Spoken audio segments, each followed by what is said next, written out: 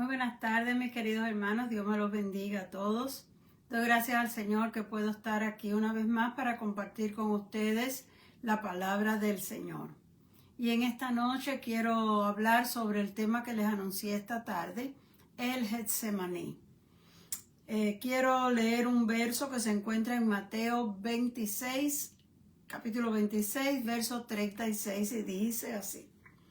Entonces llegó Jesús con ellos a un lugar que se llama Getsemaní y dijo a sus discípulos: sentaos aquí, entre tanto que yo voy y oro. Bueno, vamos a comenzar diciendo que lo que pasó en el Getsemaní fue algo muy significativo en muchas maneras. A veces hablamos rápidamente del Getsemaní, continuamos hablando del arresto del Señor y todo lo que sucedió después. Pero hoy yo quiero concentrarme precisamente en el Getsemaní. Esa palabra Getsemaní es una palabra hebrea, pero en ese tiempo el idioma que hablaban era el arameo, que era, como vamos a decir, una especie de dialecto del hebreo. La palabra Getsemaní significa un lagar de olivas. Lagar es el lugar donde se exprimen las olivas.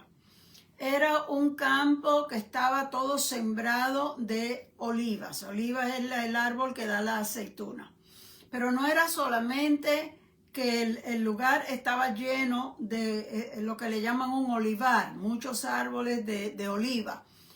No solamente eso, sino que ahí mismo ellos tenían el lugar donde se exprimía la aceituna para sacarle el aceite. Esto es algo que se viene haciendo, ya ustedes ven que desde el principio de la Biblia, en el Éxodo, cuando Dios le dice a Moisés que prepare el tabernáculo y todas las cosas, le menciona el aceite puro de olivas. Así que el aceite se descubrió hace muchísimo tiempo y yo a veces me maravillo porque la oliva, cuando está en el árbol, es chiquita y es dura. ¿A quién se le habrá ocurrido que de ahí se puede sacar aceite? ¿Y cómo lo habrán inventado a procesar? Porque no es una cosa fácil. Pero todavía en el tiempo de Jesús no habían maquinarias como las que hay ahora. Hoy en día todas las cosas se procesan a través de fábrica y todo se hace con maquinaria, pero antes todo era manual.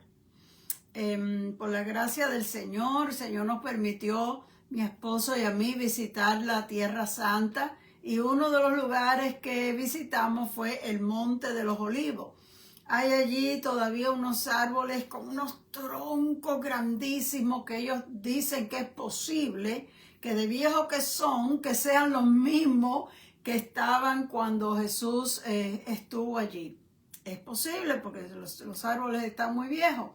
Y en el momento esto no está tan activo, hay otros campos que se están sembrando, pero ese es un lugar muy histórico por lo que sucedió allí.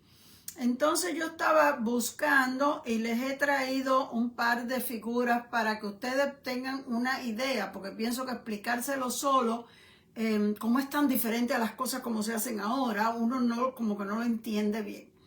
Ellos recogían las olivas con las manos y las echaban en unas pequeñas cestas, canastas.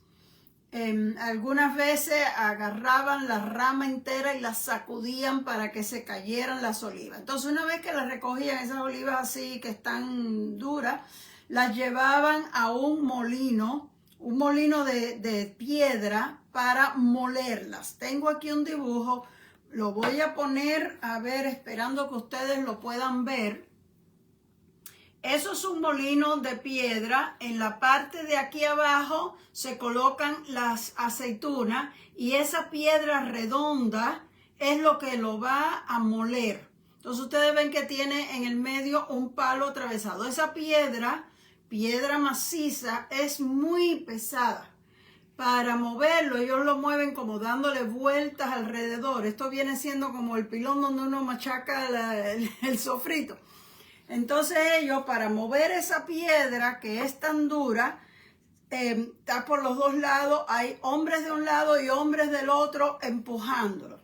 En algunas ocasiones, si tenían animales que pudieran usar, ponían un burro acá y un burro allá, y entonces un par de hombres dirigiendo a los animales para que pudieran darle la vuelta, y ahí abajo se molía la aceituna con semilla y todo, hasta que quedara bien aplastado, que pareciera como una pasta. Entonces, cuando esas aceitunas estaban todas aplastaditas ya, que parece una pasta, entonces con la mano la iban recogiendo, la iban poniendo en otra cesta, y entonces esa cesta la llevan a un prensador. Aquí tengo un retrato de lo que es un prensador, a ver si ustedes lo pueden ver.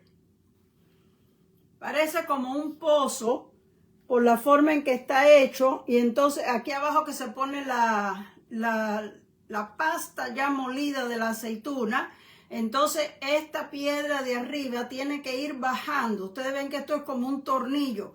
Ellos le van dando vuelta con esos palitos, le van dando vuelta para presionar esa pasta, que es casi una pasta sólida. Y ellos necesitan extraer de ahí el aceite. Entonces, cuando ese aceite sale, no sé si ustedes se pueden dar cuenta, cuando sale el aceite por esta canalita va cayendo en esta otra vasija. De ahí, entonces, ellos la van pasando, la van sacando para el uso que se le vaya a dar. Así que era un proceso bien difícil y bien lento. Sin embargo, la utilidad del aceite de la oliva era tan importante que por años, cientos y cientos de años y miles de años, ellos hacían esa clase de trabajo para extraer el aceite y poder usarlo o venderlo o como fuera el propósito que tenían con ese aceite que se estaba sacando de ahí. No fue una casualidad que Jesús escogiera ese lugar para ir a orar. Porque póngase usted a pensar, todo lo que el Señor hacía tenía un propósito y una razón. Ese lugar, ellos habían ido en otras ocasiones, Judas también lo conocía, por eso fue que él pudo decirle a los soldados en dónde estaban. Judas salió del grupo cuando estaban cenando.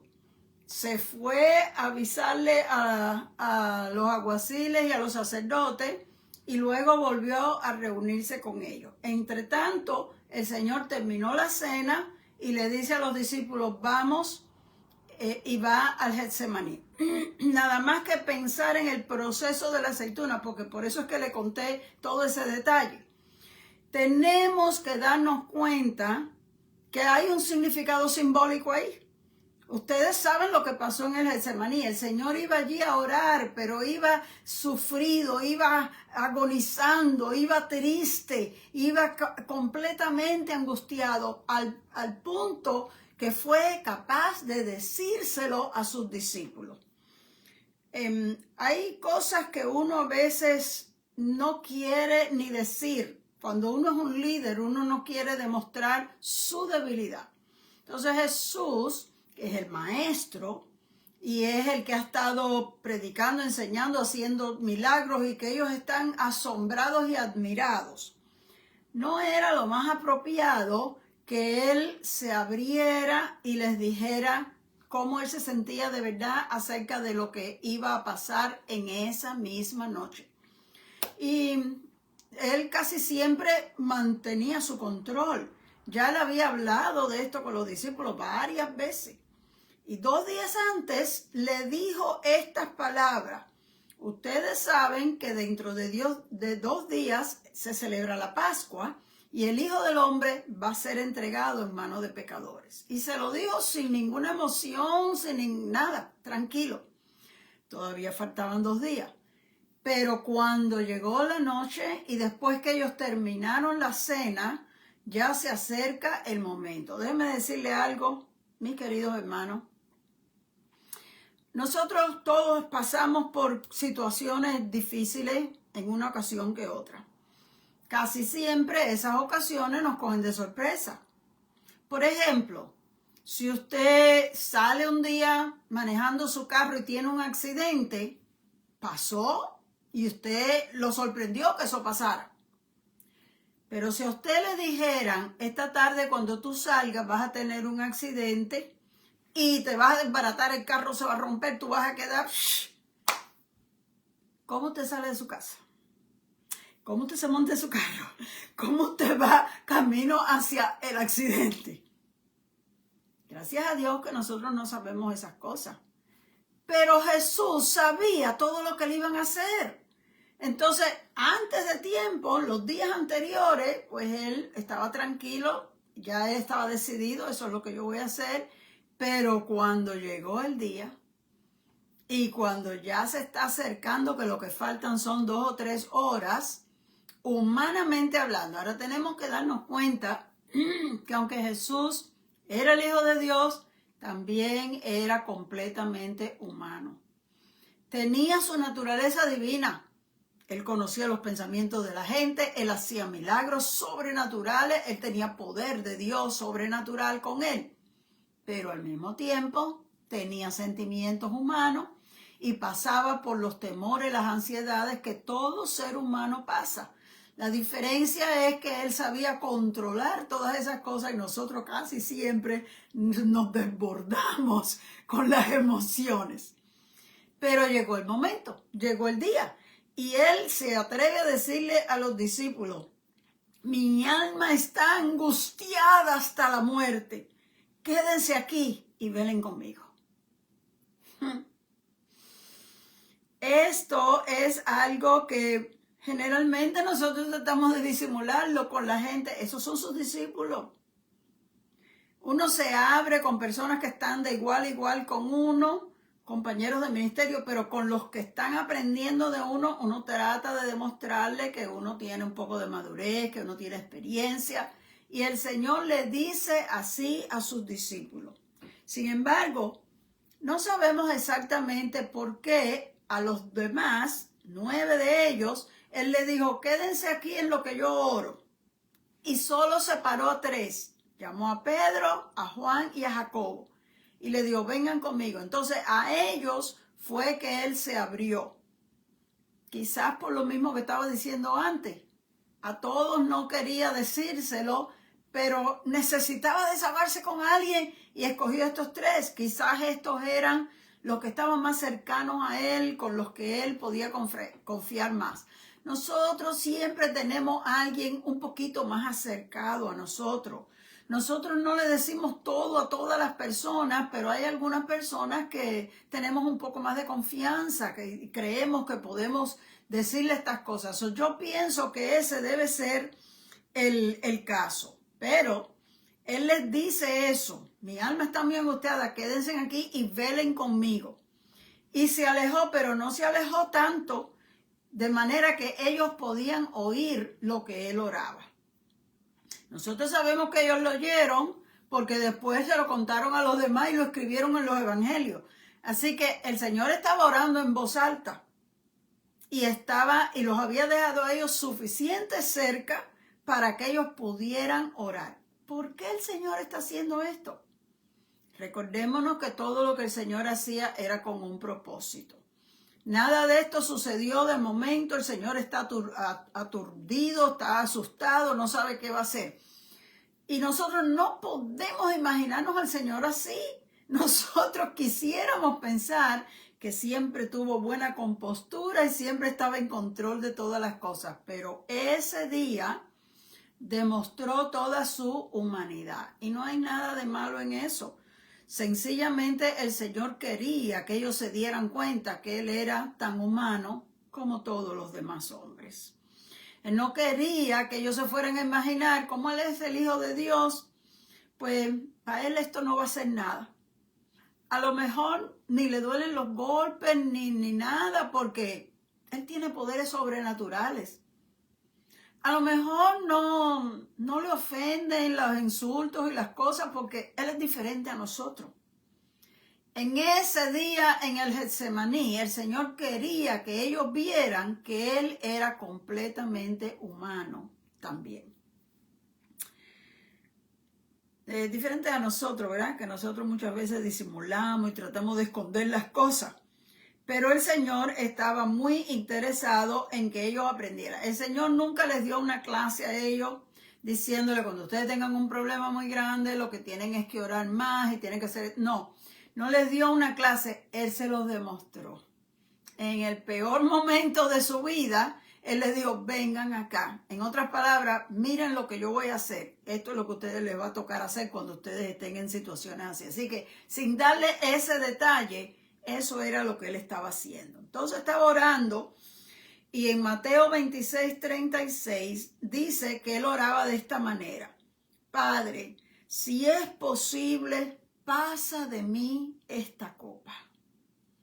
Entonces, Marcos lo describe un poquitito diferente y dice, y él decía, Abba, Padre, todas las cosas son posibles para ti, aparta de mí esta copa. ¿Qué era lo que el Señor estaba pidiendo? La frase de esta copa, pasa de mí esta copa o aparta de mí esta copa, era una frase muy común para ellos. Entre los hebreos, cuando se hacía un compromiso, siempre se traía una copa con vino. Entonces hablaban las personas y se ponían de acuerdo, el dueño tomaba de la copa, el otro tomaba de la copa, quiere decir, estamos de acuerdo. Si bebiste de la copa, después no te quejes. Ya tú estuviste de acuerdo en el contrato. Hasta en la boda se hacía esa ceremonia. En el momento en que se hacen los votos, se le da la copa a uno, se le da la copa al otro, los dos tomaron, ok, se hizo este matrimonio, está confirmado. Era para ellos una costumbre de cómo hacer un contrato. Entonces, esa frase, pasa de mí esta copa, lo que quiere decir es que no tenga que yo pasar este sufrimiento. Señor, ¿será posible que cambie los planes? Yo estoy dispuesto a salvar la humanidad, pero tiene que ser así. ¿No podríamos hacer un pequeño arreglo aquí? Y nosotros pensamos, no, pero ¿cómo va a ser que el Señor vaya a estar negociando con el Padre a la última hora? Bueno, pues sí, mis queridos hermanos, mira, el apóstol Pablo lo confirma en el libro de los Hebreos. Mira cómo dice en Hebreos 5:7. Y Cristo, en los días de su carne, ofreciendo ruegos y súplicas con gran clamor y lágrimas al que podía librarlo de la muerte.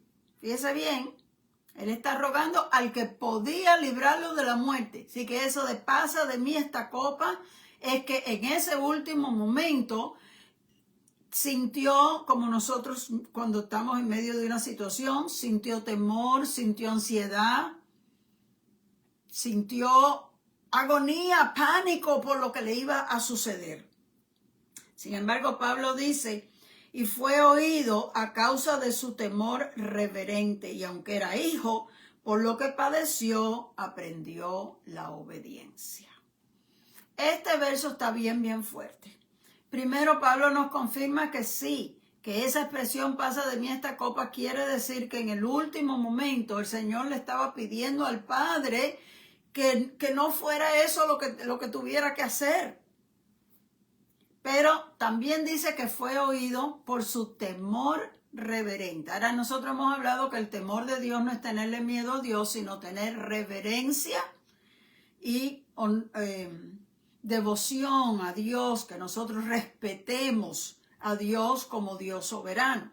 Entonces, nosotros vemos que el Señor hacía esa petición, pero terminaba la frase diciendo, mas no sea mi voluntad, sino la tuya. En otras palabras, Él está pidiendo a Dios lo que en ese momento como humano le viene a su mente. Quítame esto, que yo no tenga que hacer esto, pero no hagas lo que yo estoy pidiendo. Haz tu voluntad. En otras palabras, yo estoy dispuesto a aceptar tu voluntad. Eso es lo que quiere decir un temor reverente. Tú puedes pedirle a Dios lo que tú quieras, pero al final tú tienes que entender que Dios es Dios Y si eso no es lo que Dios quiere hacer y te dice que no, tú tienes que estar dispuesto a aceptar el no de Dios. Eso es lo que el Señor le está diciendo a su padre. Sin embargo, nosotros vemos que Dios no le cambió los planes. Al final, él tuvo que sufrir ese martirio y morir en la cruz. ¿Cómo es que Pablo dice que él fue oído? Su oración fue oída y fue atendida. En el Evangelio de Lucas dice que Dios envió un ángel para fortalecerle. Y querido hermano, si Dios no te va a conceder lo que tú le estás pidiendo, Él te va a fortalecer para que tú lo puedas soportar. Algunas veces Dios dice que no podemos tratar como de torcerle el brazo a Dios para que Dios haga lo que nosotros queremos. Tenemos que entender que Dios es Dios, Él es soberano. Y si al fin y al cabo Él dice no, nosotros tenemos que poder aceptarlo. Pero cuando Él dice que no, Él nos da la fortaleza. Y si no la tenemos, Él envía un ángel del cielo, que tú no lo veas con sus alitas. Dios te envía ayuda del cielo y te fortalece si tú estás orando en la forma correcta.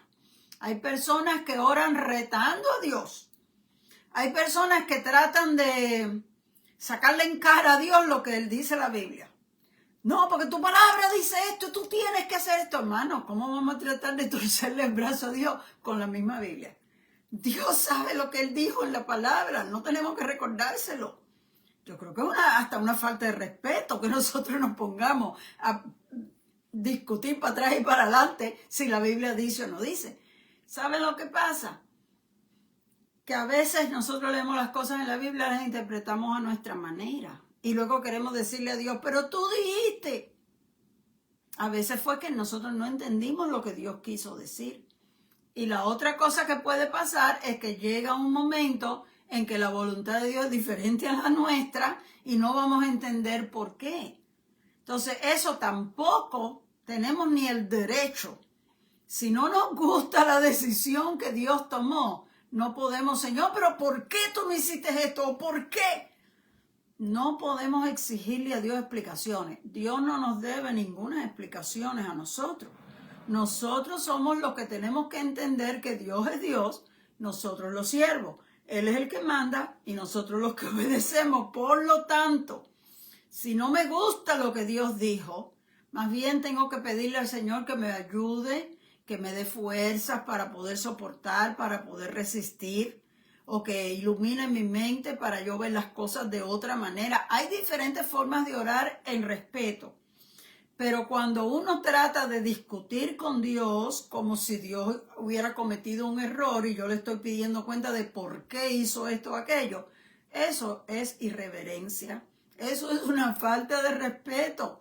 Y cuando oramos de esa manera, Dios no nos va a contestar nada, absolutamente nada, porque la oración está incorrecta.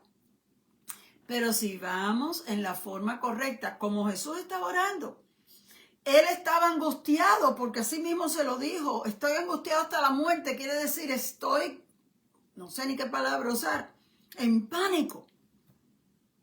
Entonces va y le dice, Padre, si es posible. No le dice, Padre, cámbialo, tú tienes que cambiarlo. No seamos como Marta, la hermana de María, que fue a decirle al Señor lo que Él tenía que hacer. Dile a mi hermana que me ayude. No. Nosotros no le tenemos que decir al Señor lo que Él tiene que hacer. Nosotros le pedimos, Señor, yo quisiera esto. Pero si eso no es tu voluntad, yo acepto lo que tú dispongas. Esa es la oración del Getsemaní.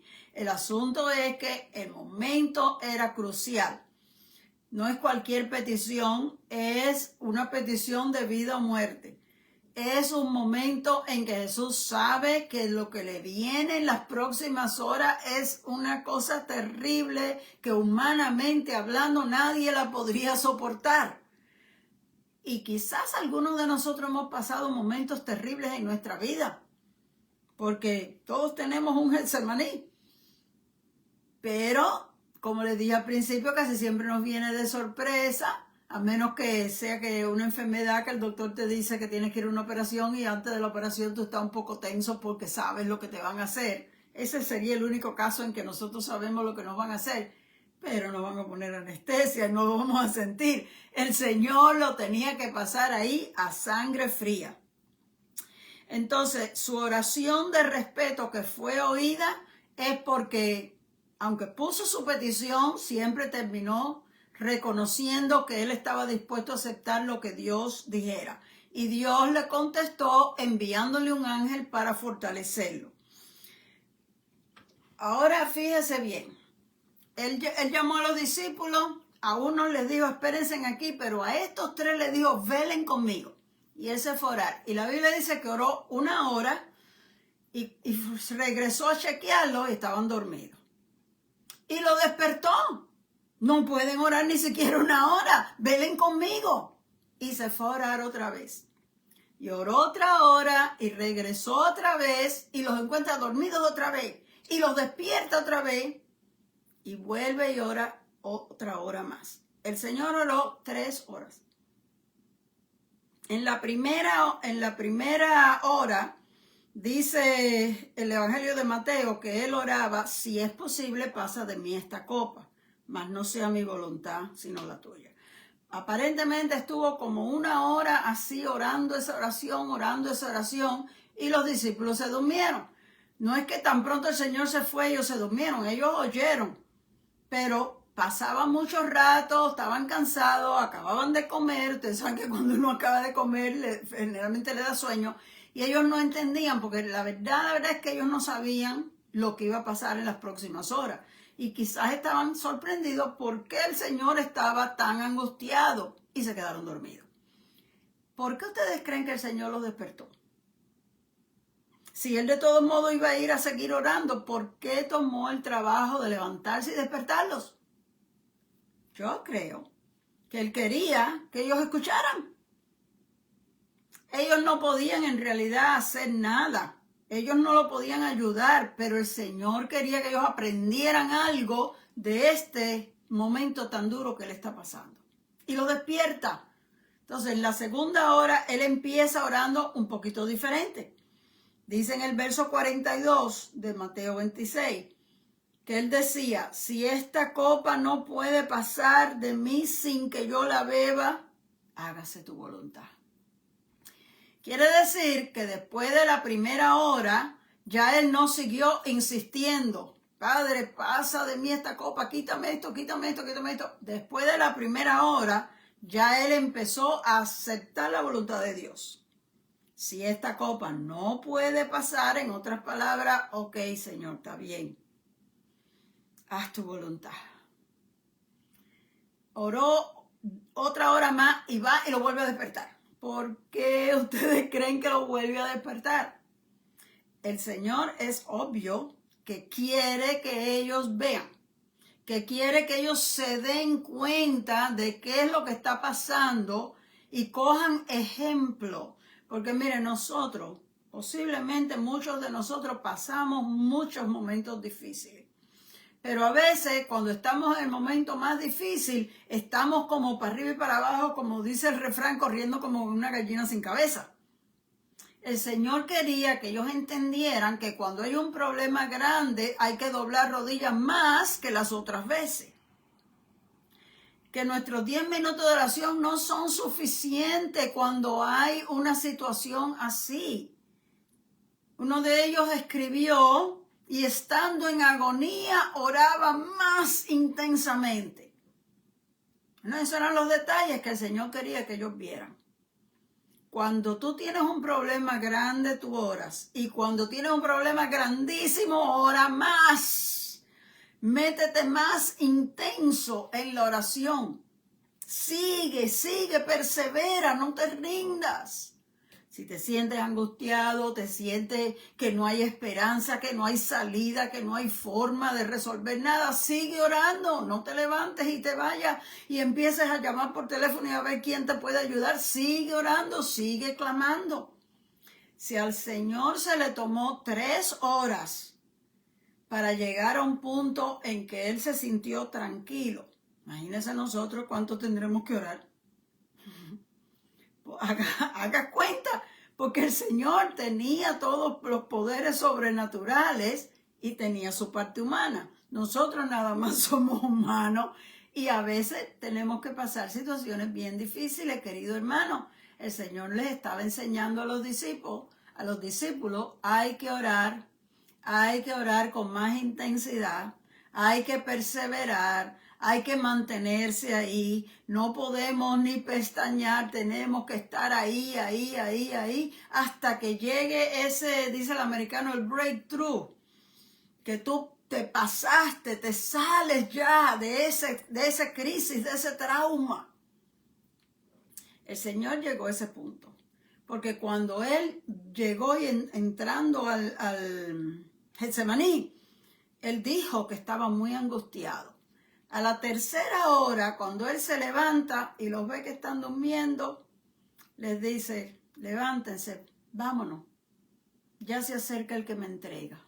Y ahora lo vemos tranquilo. Llega Judas, se acerca como si nada. Él se había ido desde que estaban cenando y ahora se acerca y lo saluda, le da un beso. Salve, maestro. Disimulando muy bien. Pero el Señor está ya tranquilo porque Dios lo fortaleció. El Señor sabía. Desde que estaban cenando, Él le había dicho a los discípulos, uno de ustedes me va a entregar. Él sabía. Y aunque dijo así, uno de ustedes sabía quién era. Porque mirando a Judas le dijo, lo que vas a hacer, hazlo pronto. Él sabía. Cuando llega Judas como si nada y lo saluda, salve maestro, y le da un beso. Si tú hubieras sido Jesús en ese momento, ¿qué le hubieras dicho? Bueno, yo no sé qué yo le hubiera dicho, pero a lo mejor se me hubiera salido una frase como, mira, hipócrita, ¿qué tú te crees? Que yo no sé lo que tú estás haciendo, por lo menos un sarcasmo. Pero el Señor Jesús tranquilamente le dice, amigo, ¿a qué vienes? Otro de los evangelios dice que le dijo, con un beso entregas al Hijo del Hombre. Vamos a mirar esas dos frases. La primera, amigo, ¿a qué vienes? Lo llamó amigo. Ya le podría decir, oye, tú de amigo no tienes nada, con amigos como tú no hacen falta enemigos, nada. Lo está traicionando. Y Jesús le dice, amigo, ¿a qué vienes? Como quizás como si quisiera ayudarlo a recapacitar. Somos amigos. ¿Qué es lo que estás haciendo? Piénsalo bien. El otro evangelista dice que le dijo, con un beso entregas al Hijo del Hombre. Si le hizo esa pregunta, lo está tratando como de ayudar a entender. ¿Tú crees que esto que estás haciendo está correcto? ¿Esta es la manera? Me traicionas con una demostración de amor. El beso es una demostración de amor, de aprecio. Y en vez es una traición. ¿Tú te estás dando cuenta de lo que tú estás haciendo? Y yo me pongo a pensar si quizás hasta el último minuto el Señor le estaba dando oportunidades a Judas de recapacitar, arrepentirse, hacer algún cambio. Pero vamos a dejar a Judas ahí porque ese es tema para otro día. En el Getsemaní en sí, Jesús se preparó para confrontar el momento más difícil de toda su vida. Cuando llegaron los soldados, Jesús estaba preparado, tranquilo, no tenía miedo, no estaba agonizando como cuando entró en el Getsemaní. Les preguntó, ¿a quién ustedes buscan? Jesús Nazareno, yo soy. Y cuando dijo yo soy, porque yo soy es Yahweh. Se cayeron todos los soldados al piso. Bendito sea el nombre del Señor, al nombre de Dios se cayeron los enemigos. Y él vuelve cuando se levantan asustados que no saben lo que pasó, vuelve y les pregunta, ¿a quién buscan? Y ellos le dicen, a Jesús Nazareno. Y dice, pues les digo que yo soy. Todos los días estaba enseñando en el templo y no me arrestaron y vienen ahora aquí de noche con palos como si vinieran buscando un ladrón. O sea que vemos que está completamente tranquilo, ya no tiene susto y está dispuesto a entregarse porque esa era su misión. Él venía para dar su vida. Ahora, ¿qué pasó con los discípulos que estaban durmiendo? No estaban preparados. El primero que reaccionó fue Pedro y agarró una espada en la carne. Yo voy a pelear en la carne. Esto lo arreglo yo. Como no oró, no estaba preparado. Y el Señor lo reprendió, le dijo, guarda tu espada. No vamos a seguir en los demás detalles de lo que hablaron porque queremos hablar nada más de la preparación de la oración para el momento difícil. ¿Y qué hicieron los demás? Todos los demás, dice la Biblia, que salieron corriendo a esconderse. Ninguno estaba preparado. Mi querido amigo, el cristiano que no ora no está preparado para los momentos difíciles. El cristiano que no ora está en peligro porque le va a venir tarde o temprano una situación más difícil de lo que uno puede entender. Y si no estabas preparado, si no oraste, no vas a estar preparado para ese momento. El Getsemaní tiene una gran enseñanza para cada uno de nosotros los creyentes. Nosotros necesitamos aprender a orar. Y cuando estamos al borde de comenzar o de entrar a una situación más difícil, más tenemos que orar. Así que vamos a aprovechar el tiempo, vamos a pedirle al Señor que nos ayude y que nosotros podamos aprender del Getsemaní algo que sea de mucho valor para nosotros, para nuestra vida espiritual, para poder vencer en todas las batallas. Dios no quiere que el diablo nos gane. Dios quiere que nosotros estemos preparados y podamos ganar todas las batallas. Así que, mi querido hermano, tú no te preocupes. Al Señor no le molesta que nosotros vengamos a Él y le pidamos cosas. El Señor no se sorprende de que nosotros estemos preocupados, asustados, angustiados. El Señor no nos va a apartar o a rechazar porque nosotros en el último momento estemos claudicando, como uno dice. Si el mismo Jesús pasó por eso y el Señor Dios le envió un ángel para que lo fortaleciera. El día que tú te sientas frustrado, confundido porque no entiendes lo que está pasando, con toda confianza, pero con todo respeto, te puedes acercar al Señor. Porque Dios te va a escuchar. Si le hablas en la forma correcta y respetuosa, Dios te va a fortalecer. Y no vas a tener que pasarlo como a sangre fría, sino que cuando llegue el momento, tú vas a estar fortalecido por el Señor para poder resistir. Ahora, el propósito del Señor de que sus discípulos vieran y oyeran eso funcionó. Aunque a fin y al cabo ellos terminaban durmiéndose, pero como el Señor iba y los despertaba, ellos oyeron suficiente para que ellos le contaran a los demás. Solamente 3 tuvieron ese privilegio de oír todo. Sin embargo, el libro de Mateo lo cuenta. Yo leí esto en el Evangelio de Mateo. Mateo no era uno de los 3. Los 3 eran Pedro, Juan y Jacobo.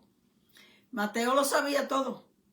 El libro de Marcos también cuenta este evento con todos los detalles. Marcos ni siquiera era uno de los 12.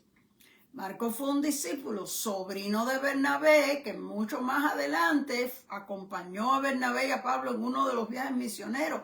Marcos escribió el segundo evangelio y también cuenta este detalle del Getsemaní con todas las palabras. Lucas, el evangelio de Lucas. Lucas tampoco era uno de los 12. Lucas era un médico que se unió a Pablo cuando estaba en el segundo viaje misionero y lo ayudó muchísimo y viajó con él, y aun cuando Pablo estaba preso, Lucas lo visitaba y lo ayudaba. Lucas terminó escribiendo un evangelio y Lucas cuenta este detalle del Getsemaní. ¿Por qué le digo esto, mis queridos hermanos? Porque aparentemente los discípulos se dormían y no estaban atendiendo nada, pero oyeron y vieron suficiente. O sea que lo que el Señor quería lo logró con sus discípulos.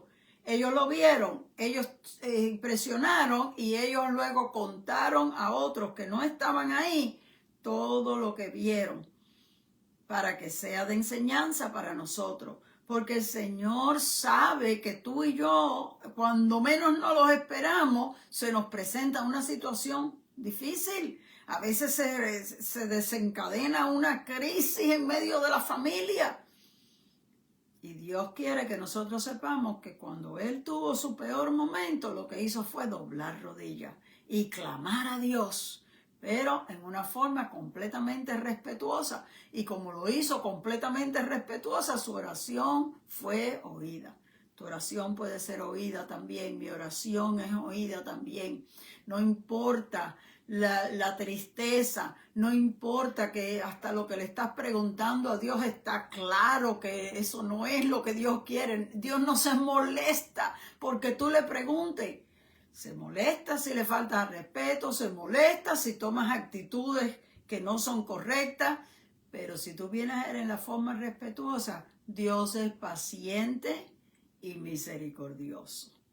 Así que podemos venir confiadamente al trono de la gracia para alcanzar el oportuno socorro y alcanzar la misericordia de Dios.